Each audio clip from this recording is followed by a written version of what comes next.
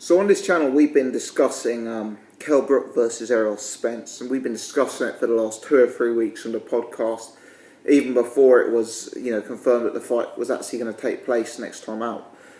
So I've been getting fairly hyped for this fight, and I think one of the reasons why I've been getting so hyped for it is because this isn't a fight I can easily pick a winner in. It's quite actually rare. In all the times I've been doing this channel, I probably think of 4 or 5 occasions where I genuinely couldn't pick a winner in a fight, and that's not to say I get them right. Often I am very strongly in one man's camp, and I end up picking the wrong person. So that's no surprise at all. But this is one that I genuinely cannot call, and I think that's one of the reasons that it's got me so intrigued to see what actually happens come fight night. So what I've been looking at doing is watching some of the old fights of both men on YouTube, seeing what footage I can track down, and trying to work out if I can make any predictions for how the fight's going to go based on that footage. So I've been re-watching Gennady Golovkin versus Kell Brook, and also Shawn Porter versus Kell Brook.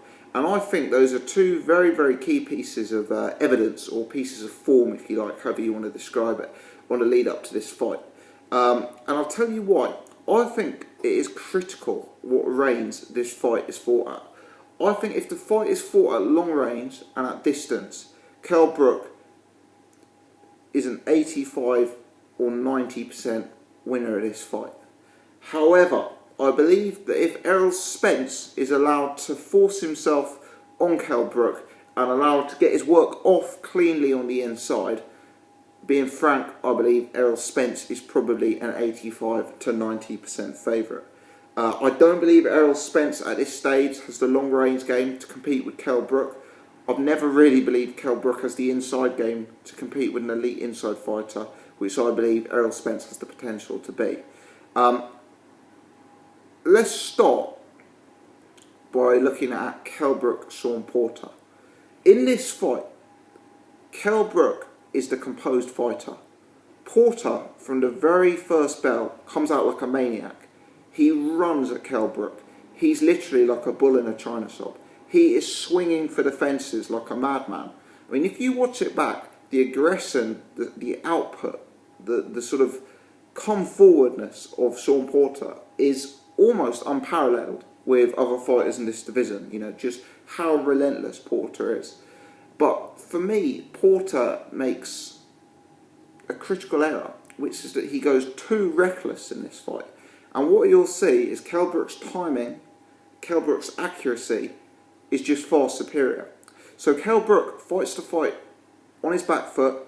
Porter comes charging in, recklessly swinging, and Kell Brook is able to time him, take a step back, and land a quick, snappy counter. And Kell Brook lands the more telling blows even over the course of the fight by using that technique. You see Kell Brook on numerous occasions being able to flash a bit of upper body movement, a bit of head movement, evade one of Porter's crazy attacks, and catch Porter cleanly. In other words, Porter is getting caught from the outside. He's not able to implement his inside game on Kell Brook. When Porter does start to have success, Kell is extremely effective at holding and closing down Porter's game. Now, it's not pretty, it's not effective. Some could argue it's not against the rules, but Brook was allowed to get away with it, and he did it damn effectively. And let's have it right. Errol Spence, it appears, is going to be travelling to the UK on a show promoted by Kell Brook's promoter in Kell Brook's hometown, in front of Kell Brook's home fans. So Errol Spence and his team can't be expecting any favours from the referee and the promoter coming into this show. So, Errol Spence is really going to have to avoid that Kell Brook clinch, and he's going to have to avoid some of the pitfalls that Porter fell into. And that's a key determining factor in the result of the fight for me. Because Kell Brook was able in that fight to use Porter's aggression and pace of attack against him, and he was able to prove that he was the superior technician and the superior puncher in terms of accuracy and cleanness by almost highlighting the difference between the work he was doing and the work Shawn Porter was doing. Another factor in that fight was the size difference between the two guys. You know, Porter is not necessarily a small welterweight, don't get me wrong. But Brook really is a very, very big welterweight. And Brook's height, Brook's frame is clearly bigger than Porter.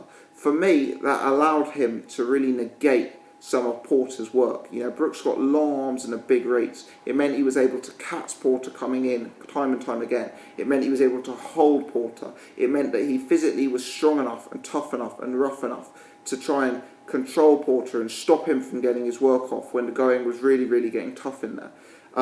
So I think that's a very, very key piece of form. The fight is going to go one way. It's going to go one way or the other, so it's going to go one of two ways. And if that's one of them, then that really, really is a big potential feather in the cap for Kell Brook.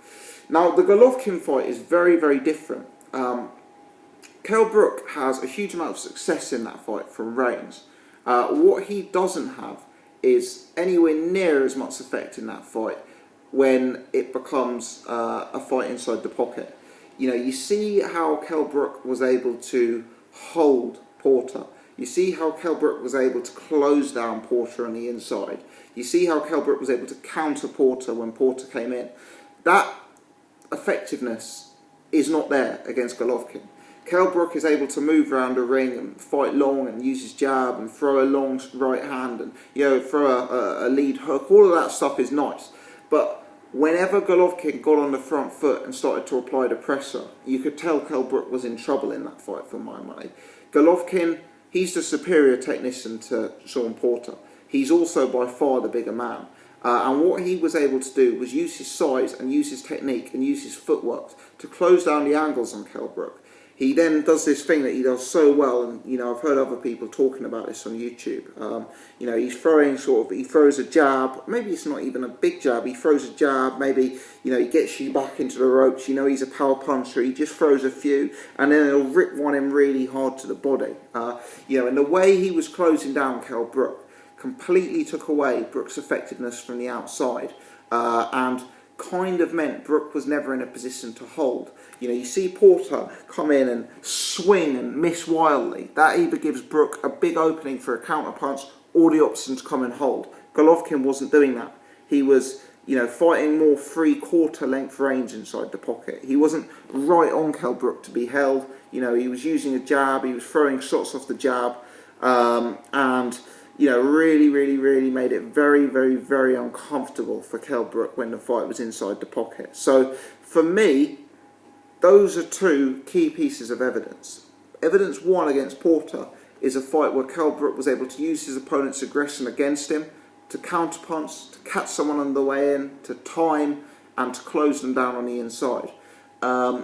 Evidence number two against Golovkin is where Kell Brook couldn't do that. It's where Kell Brook was vulnerable on the inside. It's when Kell Brook had the ring cut down on him. It's when Kell Brook was getting beaten up against the ropes. And, you know, those are very, very contrasting fights. The question is Errol Spence going to fight like Sean Porter?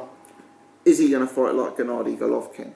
Those are the key, you know, how good do you rate Errol Spence? Do you view him as Golovkin-esque or do you view him as Porter-esque? And confusingly, the answer is probably something in between. You know, let's talk about size first. Errol Spence, he's not going to have the same advantage over Kell Brook as Gennady Golovkin did. You know, I know Kell Brook and Errol Spence are both big guys at welterweight, but they're both guys who can make 147 pounds. I don't believe Gennady Golovkin could ever make 147 pounds. So, you know, interestingly, whereas Kell Brook had a size advantage in the Porter fight and a disadvantage in the Golovkin fight, they're probably something like more level playing fields in terms of size here. Now, in terms of technique, I believe Errol Spence is slightly more educated than Sean Porter. You know, in the Errol Spence fights I've seen, I don't believe he's as reckless or as, you know, as inaccurate perhaps as Sean Porter. Having said that, it's hard to look at Errol Spence's resume and you see the guys that he's beaten, the likes of Algieri, Leonard Bundu, you know, Chris Van Heerden, those sort of guys, and you can't really say that he's proven his technical capabilities at anything like the level that Gennady Golovkin has. So, you know, whilst he maybe appears to be a technician, and obviously he's highly regarded by guys like Floyd Mayweather, Adrian Broner, etc. You know, the proof essentially will be in the pudding. But I believe that is going to be a very, very key factor here. I don't believe Kell Brook is going to want to have a fight inside the pocket with Errol Spence. I don't believe Errol Spence is going to want to have a fight at long range with Kell Brook. So the key question is Errol Spence going to be able to implement that game like Golovkin was? And that's something that at this stage we just don't know. Will Kell Brook catch Errol Spence coming in? Will Kell Brook be able to evade Errol Spence's jab coming in and tie him up or counterpunch him off the back of that? Or will Errol Spence have the size and have the technique to cut down the ring, to make Kell Brook, you know, go into a bit of a defensive construct when he's back up against the ropes? And could we see Errol Spence implementing big body work like Gennady Golovkin was able to do against Kell Brook? And will that body work potentially be far more effective than Golovkin's? Not necessarily because Errol Spence hits harder than Kell Brook, but because Kell Brook will be sucking himself down to 147 pounds. So will he be a lot more vulnerable to that bodywork than he was when he fought Gennady Golovkin at 160? For me, it's a fascinating question. But I think these two pieces of form are, you know, real key determining factors in how this fight is going to go. I really think it's going to be one or the other, and I think we will probably know within the first 2 or 3 rounds how the fight is going to go, because I think if Errol Spence is able to get inside and is able to get his work off cleanly in the pocket, it's going to be a very hard night for Kell Brook. Conversely, if Errol Spence is charging in, eating a jab, Brook's being able to wheel away and keep the distance, I think it's a very tough night for Errol Spence. And you know, this is why it's such a fascinating fight. I'm going to do another one of these videos, probably going to look quite a bit more at the Errol Spence side as opposed to the Kell Brook side. So if you've enjoyed this one, please take the chance to subscribe so you can check out that video when we do it. As always, appreciate you guys tuning in. Please leave your comments in the section below, and if you've enjoyed this video, do take the time to hit the thumbs up. Massively helps with the visibility of my channel. Many thanks indeed for tuning in. Appreciate it, guys.